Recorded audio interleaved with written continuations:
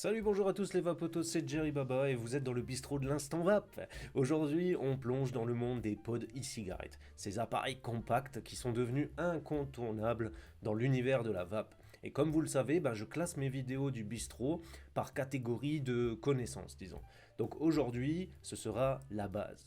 Donc c'est destiné aux vapoteurs débutants à la recherche, disons, de simplicité. Et bien sûr, c'est aussi la curiosité des nouvelles technologies. Nous allons voir ce qui rend les pods si populaires et quels sont leurs avantages, leurs inconvénients et surtout comment mieux les utiliser pour une meilleure expérience de vape et aussi une vape optimisée. Restez bien jusqu'à la fin les amis, je vais vous donner quelques conseils pour éviter les problèmes d'atomiseur short. Je suis certain que ça parle à certains. Donc installez-vous confortablement parce que c'est parti, générique.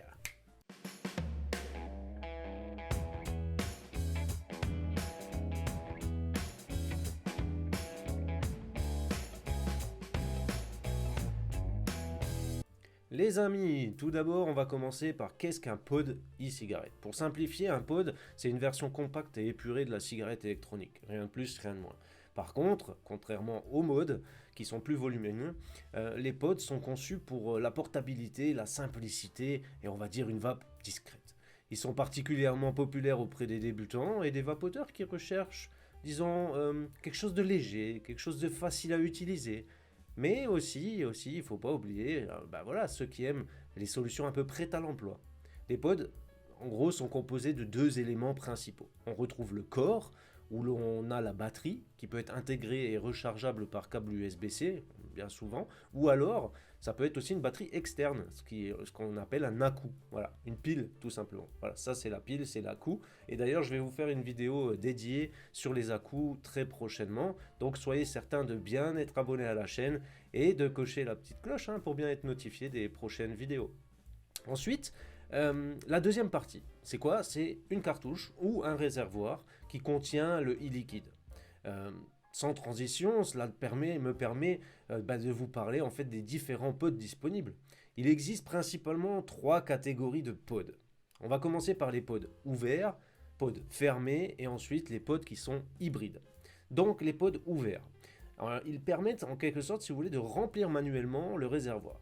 Alors c'est une option, disons, idéale pour ceux qui aiment tester différents goûts et personnaliser un petit peu leur expérience de vape. Vous voyez, moi par exemple, voilà, j'aime bien ça parce que je peux aussi contrôler ma quantité de liquide et puis c'est sympa. Donc pour ma part, c'est ceux que je préfère.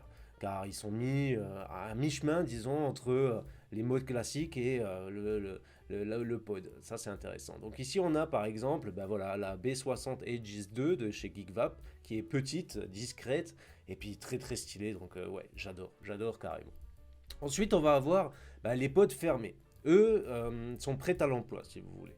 Vous n'avez qu'à insérer la cartouche qui est pré-remplie dans le pod et vapoter. C'est parfait pour ceux qui recherchent la simplicité et qui ne veulent pas s'embêter en fait à remplir leur vape ou à avoir du e-juice en permanence avec soi. Les pods fermés sont ceux qui se rapprochent le plus, disons, des puffs. Par exemple, voilà, vous avez ça c'est beaucoup plus grand qu'une puff, c'est une Ishisha Uka Air. Donc là, il y a des cartouches qui sont jetables en fait, ici, avec, voilà, vous le voyez, avec une résistance incorporée. C'est assez grand, d'accord, mais par contre, les saveurs sont au top et je vous en parlerai également dans une vidéo dédiée assez rapidement. Enfin, les pods hybrides, les amis. Alors, les pods hybrides, c'est plus rare, mais ça existe. Et je ne parle pas des nouvelles cigarettes électroniques IQOS qui sont proposées par différents producteurs de cigarettes. Non, non, non. Les pods hybrides, ils combinent en fait les deux avantages. Des pods ouverts et des pods fermés. Donc vous pouvez les utiliser avec des cartouches pré-remplies ou des cartouches à remplir vous-même, selon en fait vos préférences. C'est le choix un peu de la polyvalence pour ceux qui souhaitent le meilleur des deux mondes, disons. C'est un peu comme ça. Alors pourquoi est-ce que les pods e-cigarettes ils ont autant de succès, disons? Pourquoi ils sont tant populaires? En vérité, beaucoup de vapoteurs optent pour un pod. Pourquoi?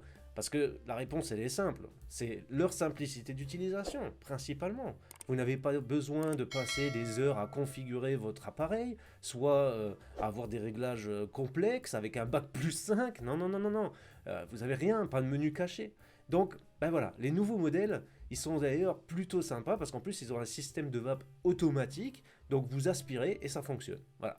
Car en fait, ça détecte automatiquement, si vous voulez, l'inhalation.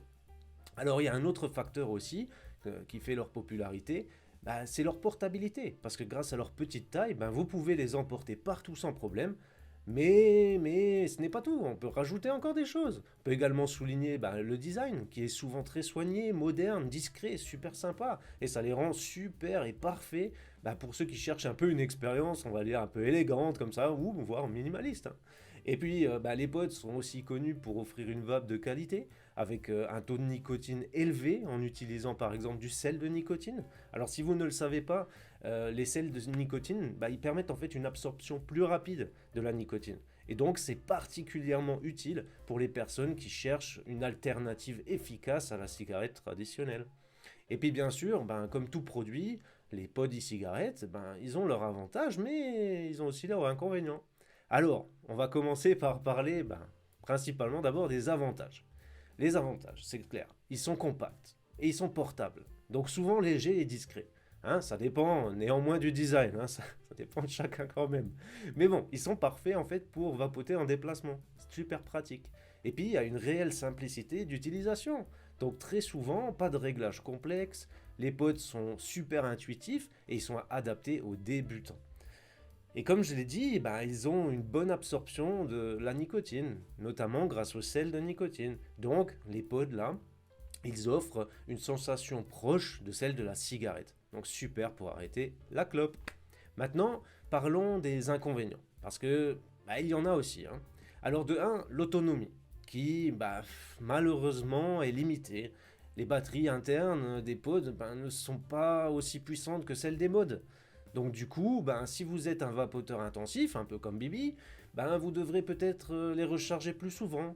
Et puis, ben, ça demande aussi d'avoir une prise secteur hein, pour pouvoir les recharger. Et même si vous optez pour un accu externe, comme je vous ai montré la batterie, ben, il faudra la recharger. Puis il y a aussi la production de vapeur, qui est quand même réduite. Hein. Donc pour ceux qui aiment les gros clouds, un peu comme Bibi, les pods, eh ben, ils ne seront pas vraiment l'option idéale pour vous. Ils produisent généralement moins de vapeur que les dispositifs les plus puissants dans les modes.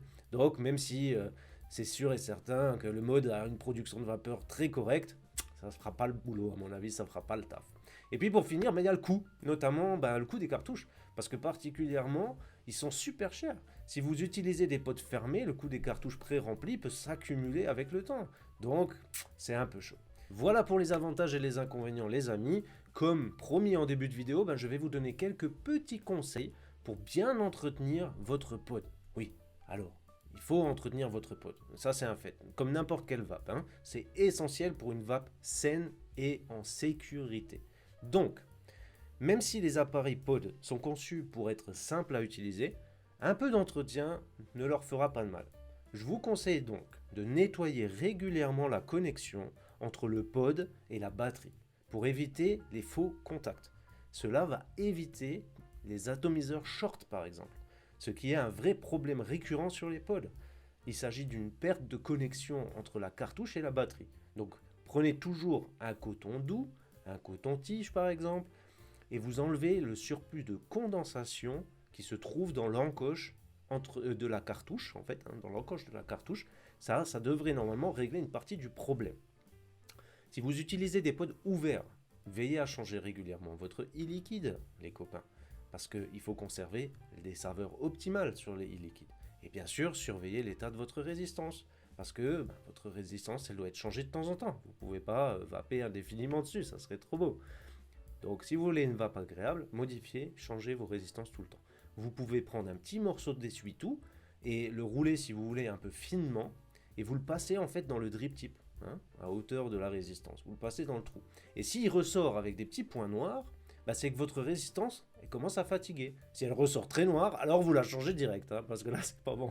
Mais généralement, vous allez le sentir déjà au goût. Donc voilà, si vous commencez à avoir un petit problème comme ça, ou aussi à devoir réduire le wattage par exemple, c'est aussi un signe que votre résistance est fatiguée.